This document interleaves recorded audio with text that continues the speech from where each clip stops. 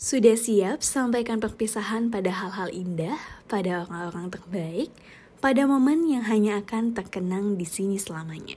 Selamat datang di cerita terakhir perjalanan ke Lana Timur.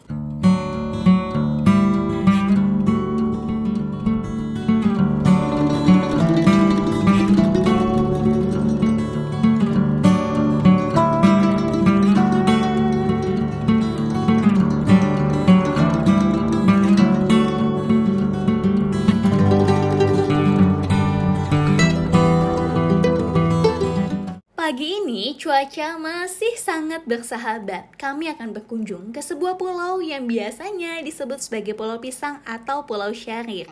Dari sekian hari mengelilingi Banda Neira, rasanya baru kali ini kami semua cuti main air. Ya.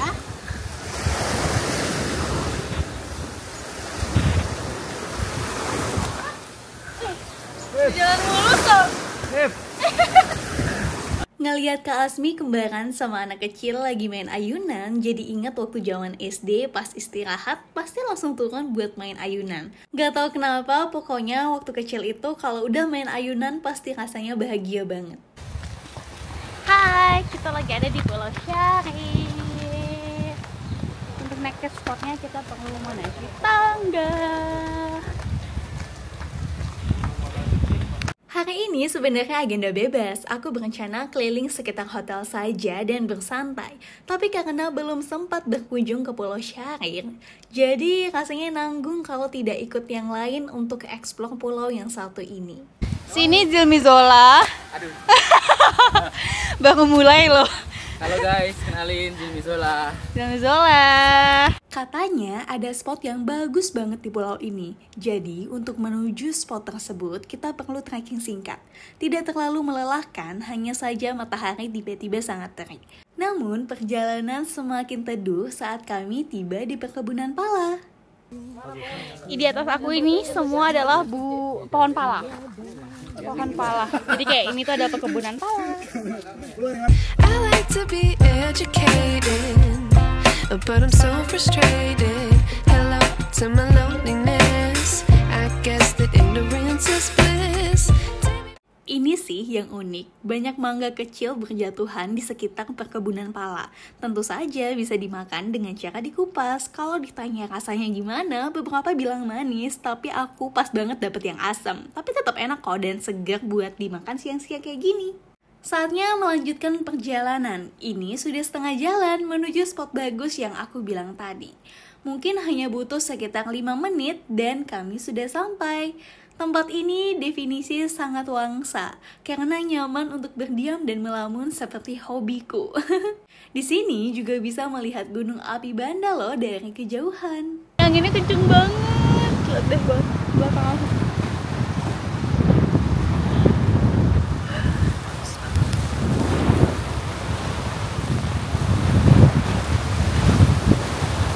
Agak kaget sih karena anginnya super kencang banget padahal tadi kayaknya masih adem ayem ya. Kebayang gak sih kalau habis ini udah auto minum tolak angin? Selama di Banda kami beberapa kali dapet cuaca bagus, namun juga kadang badai, kadang berangin. Tapi mau bagaimanapun perjalanan ini tetap penuh cerita.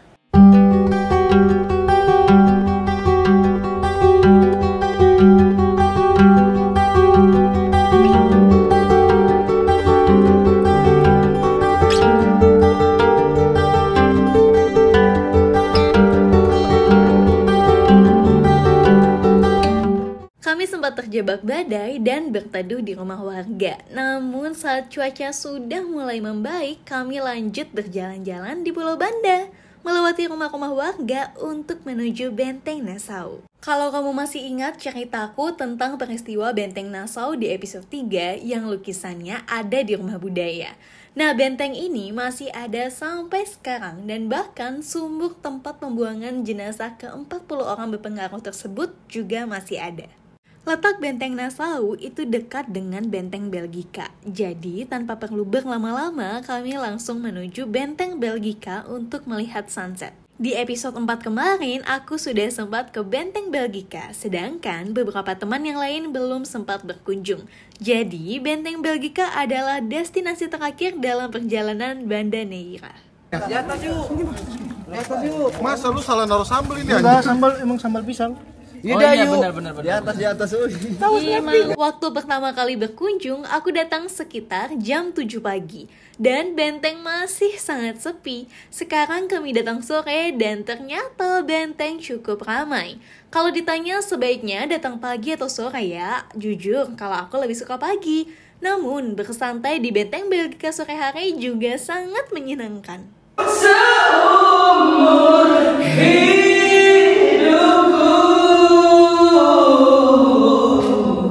Kalau ngomongin tentang suara emas, Kak Zizo dan Kak Akil juaranya. Sepanjang perjalanan ke Lana Timur, kami semua mendengarkan mereka bernyanyi dengan sangat merdu.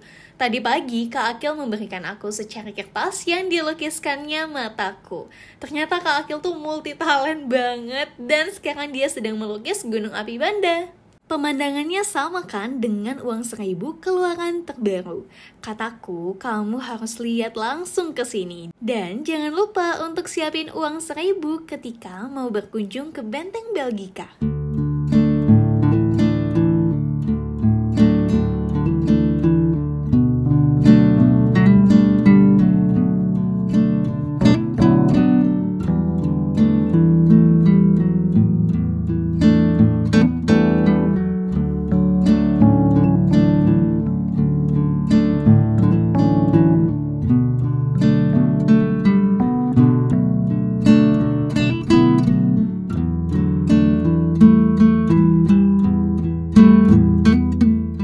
Keesokan harinya, aku belajar berenang bareng sama Kak Ciko. Dan ini pun aku udah janjian di hari sebelumnya, karena aku pengen nyobain berenang terakhir kali di Banda Neira. Asli deh, selamat traveling di pulau cantik ini. Rasanya cuman pengen nyebur aja setiap saat.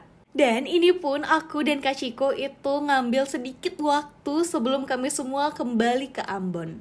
Enggak kerasa ya, waktu berlalu begitu cepat. Dari kami yang baru kenal pertama kali di Ambon, lalu berkelana bersama-sama, dan sekarang akan kembali ke Ambon, pulang ke kota masing-masing.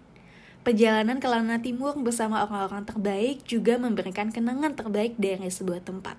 Cerita yang abadi, dan memori yang melekat selamanya. Terima kasih Bapak. Makasih ya.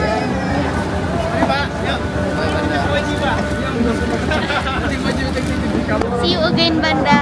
Ya, see you Banda. Goodbye Banda Neira. Bye Banda Neira. Kami sudah di kapal dan siap untuk mencari kasur yang sesuai dengan tiket. Perjalanan akan ditempuh dengan berlayar selama 15 jam. Selamat tinggal Banda Neira. Semoga kelak berkesempatan lagi untuk menginjakan kaki kembali ke pulau yang indah ini. Selalu ada hal tidak terduga dalam hidup. Entah itu adalah perjalanan yang terjadi tanpa aba-aba, pertemuan di persimpangan, dan apapun itu. 2 minggu menjelajahi Maluku, aku bisa bilang bahwa perjalanan ini adalah perjalanan yang paling berisik. Bukan hanya berisik dengan riuhnya sukacita yang ada, namun juga berisik akan isi kepala yang sudah menimbun banyak pertanyaan. Entah kenapa, aku selalu bertanya-tanya, sebenarnya apa yang membuat aku memulai berkelana? Semakin aku pikirkan jawabannya, tak kunjung datang. Namun semakin jauh aku pergi, ternyata jawabannya malah semakin nyata. Semua orang bilang, usia muda itu punya banyak waktu. Namun siapa yang bisa menjamin sebanyak apa waktu yang tersisa? Kita semua menghadapi hal yang sama. Kepastian akan berakhirnya kehidupan. Jadi, aku merasa ingin membuat hidup lebih berwarna. Setiap orang punya cara terbaik untuk mewarnai hidupnya, dan caraku adalah dengan menjelajahi keindahan dunia. Kelak, jika kepastian itu tiba, setidaknya dengan segala sisa waktu yang tidak aku ketahui itu, aku sudah menggunakan setiap detiknya dengan baik. Perkenalan dengan 9 orang yang sangat asing bagiku. Tidak aku sangka bahwa pertemuan ini justru membuka banyak sekali cerita baru tentang kehidupan. Perjalanan ini tidak mungkin terwujud kalau bukan ajakan dari teman baikku, Eja. Dan segala hal yang terjadi selama 2 minggu kemarin adalah perjalanan yang sangat lancar, dan itu terjadi karena N-Trip memberikan yang terbaik. Kalau kamu berencana melakukan perjalanan yang serupa denganku, jangan sungkan untuk menghubungi Entrep dan bertanya lebih lanjut. Aku dibuat jatuh cinta dengan Indonesia selama 2 minggu ini, dan aku harap cerita Kelana Timur juga membuatmu jatuh cinta dengan negeri indah ini. Setelah ini, kira-kira aku harus berkelana kemana lagi di Indonesia? Plan your next trip with Kelana Saka. Dah!